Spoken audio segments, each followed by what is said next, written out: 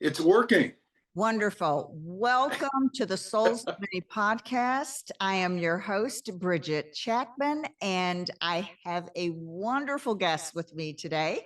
His name is Larry Farmer. Welcome, Larry.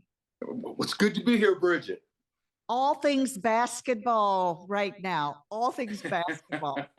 Before we get into our chat, I'd like to get your opinion about those doggone Denver Nuggets and the Miami Heat. What are your thoughts? Well, Bridget, I grew up in Denver, so my thoughts might be a little jaded. Well, let me have it. I can always shift your perspective.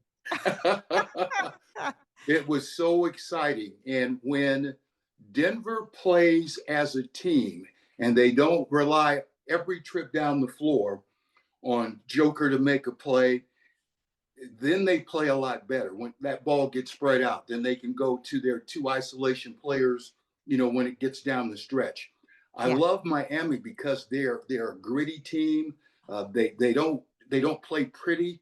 They play hard and they play to win.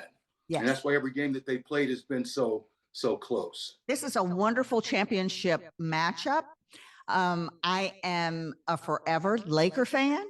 I am a Chicago Bulls fan, as I am a Chi-Town girl. And I like the Atlanta Hawks as well. I'm in Atlanta now, so, but I like the Hawks, and I always did when my old high school friend Glenn Rivers and Dominique Wilkins, they played together on the Hawks, and I used to go to the games, and just been a big basketball fan all my life. So when Dr. Withers put us together, I said, this might be a little bit of paradise. He doesn't know this. Dr. Withers. This might be a little bit of paradise. So Larry Farmer, welcome. So audience, for those of you who do not know who Larry Farmer is, I'm going to introduce you to him. He has written a book, The Role of a Lifetime, in which he sent to me, and he signed it, and but guess what else? I went through this book in one evening. It was full of inspiration for me, encouragement. Although my son played basketball and all of his friends and so forth growing up, it wasn't for those reasons. It was for the obstacles that you overcame and how you overcame them, and how you landed in good space, in lucky space, and then you took advantage of all of it and made things great. So this book, Role of a Lifetime, Larry Farmer and the UCLA Bruins, is a must read. Larry, can you tell them where they can find your book? It's available on Amazon. You can get it where ever books are sold. But yeah, it's on all the major outlets. Wonderful. So do pick up a copy, because even if you're not a basketball fan or you don't want to understand how the UCLA Dynasty came about, you will learn so much, and you will be ultimately be inspired by his insightfulness and just his journey overall. I encourage it, and I implore you to get the book. So with that said, let's dive into UCLA, Larry Farmer, Coach Wooden. Was it Wooden or Wooden? Wooden. Okay, Coach Wooden. Yes. And before we start, I always like to cite some statistics so that the audience is a little bit smarter than I am without having to go and research. And so this dynasty that we talk about, some people use that term loosely. There's a television and film program named Dynasty and so forth. So I just wanted to put it out there and define it so that folks would understand what this UCLA dynasty was all about. So dynasty is really defined as a succession of people from the same family playing a prominent role in society as it may be. And so with that, the UCLA dynasty happened. And there are some stats and some numbers when I was reading that just blew my mind. And, I hope that we can get it all in this podcast episode about you and your greatness and so forth. But I'm going to start with the very beginning. When you were, birthed to your parents, that was a gift because your parents were hardworking. They were of excellence. Yes. They taught you great morals and values and so forth. And that was inspiring to me to hear about that story. But the point that I'm trying to make for the audience is that you've always been a part of excellence and surrounding yourself with excellence and pushing for better. And so Yes.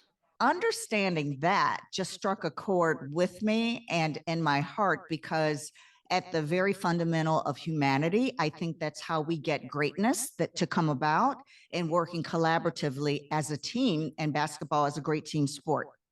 But in 1968, as you told in the book, you watched the UCLA lose to Houston, and that became your entree, so to speak, of going into basketball and saying, I want to be with UCLA. What was that all about? Well, at that time, that UCLA Houston game was the game of the century.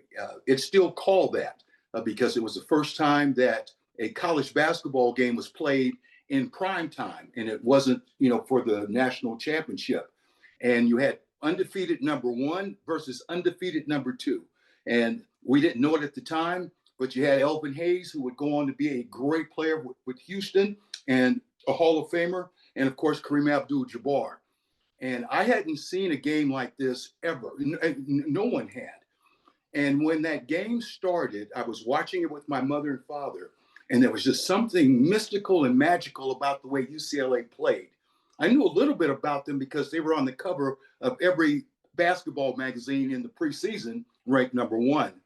But it was the blue and gold. It was Coach Wooden on the sideline. There was a pace and a artistry to the way they moved. And when the game was over, I turned to my mother and father and I said, that's where I'm going to go to college. Now, Bridget, I wasn't even starting on my high school team yet. I was still coming off the bench. And that's where, as you said, it's family, because my parents could have very easily tried to discourage me so I didn't get hurt. But instead, they told me, if you want to play for a team like that, you're really going to have to work hard. And that was the very first step. Yeah. When I read further in your book, if I can recollect properly, and if this is the truth, your short list to universities that you wanted to apply to, UCLA was, one of your top choice schools, and then you had two others. What other schools were they? As I visited schools, I really liked the University of Drake. They were really good at that time. As a matter of fact, they played UCLA in the semifinals for the national championship my senior year in high school. That was my second choice. I was recruited by Brown. Had I thought about going high academic, that would have been a choice. And I was also recruited by the Air Force Academy. And so it was abroad in the sense of basketball and education, but I just couldn't say no to UCLA.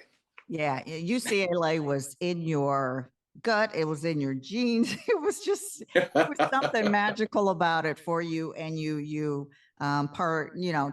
took a great part in it, and which led to this dynasty. Now, I want to back up just a little bit. 1967, dunking became illegal in the league. Yes. And there was a ban on dunking the basketball for Yes. 10 years. Talk to me a little bit about that.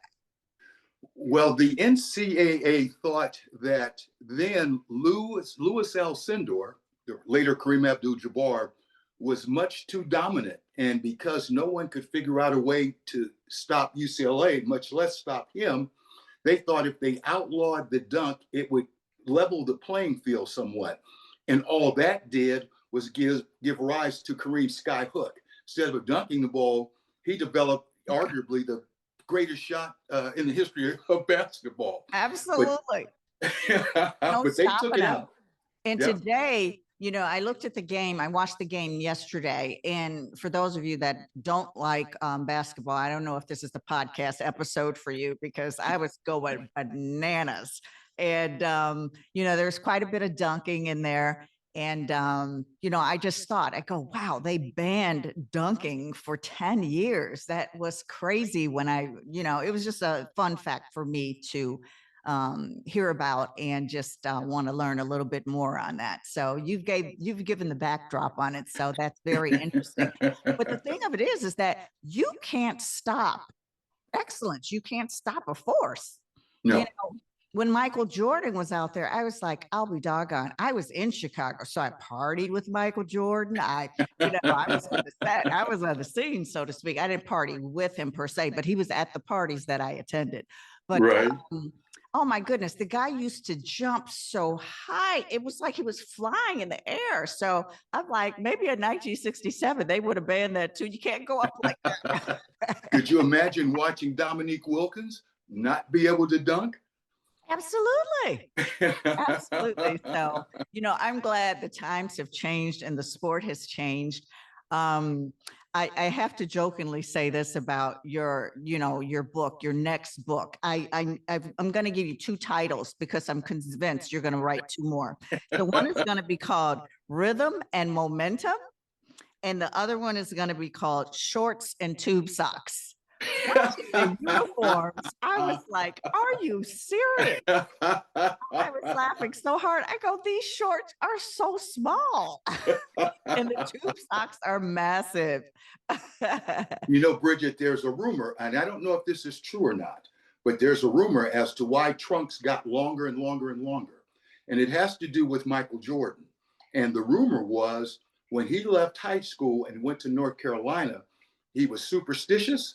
And he liked to wear his high school shorts underneath his North Carolina shorts. So they made the North Carolina shorts longer to hide them. Now, I don't know if that's true or not. It could have a little bit to do with it. I'm thinking logically. Yeah, yeah. I'll buy that one for sure. Well, let's talk about Coach Wooden. Okay. Tell me about him because he reigned for a long time and he had one of the most winningest records I looked at in the book and statistically. And then I looked at your record while you were on the team. You excelled beyond Kareem Abdul-Jabbar, correct? Well, my record in 3 years, that's, all you could play in those days. Your freshman year, you had to play on the freshman team. So the most games you could play was 90. And Kareem's record at UCLA was 88-2. And my record was 89-1. Now, he had a lot more to do with those 88 wins than I had to do with the 89. But I won one more game than he did during my college career. The record stands. So that's fantastic. So Coach Wooden really influenced not only your coaching style, but your ethics on the court and your tenacity and will to do and be a great player along with the team. Can you talk a little bit about Coach Wooden?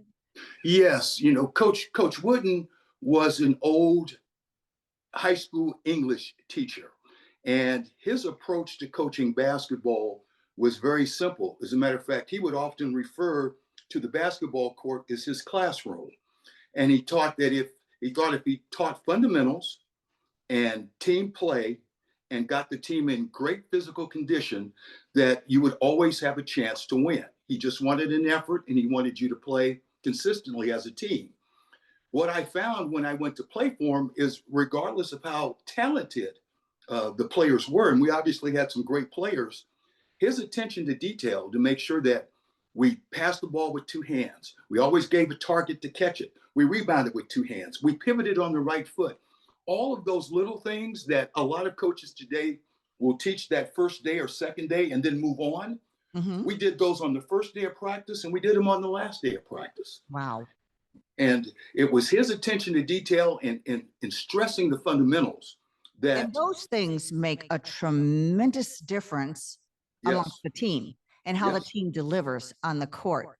I watched the pick and rolls and I watched, how certain team members box out against big players, and it's yes. like, wow, it just blows my mind. But anyways, I'm getting way too excited about basketball again.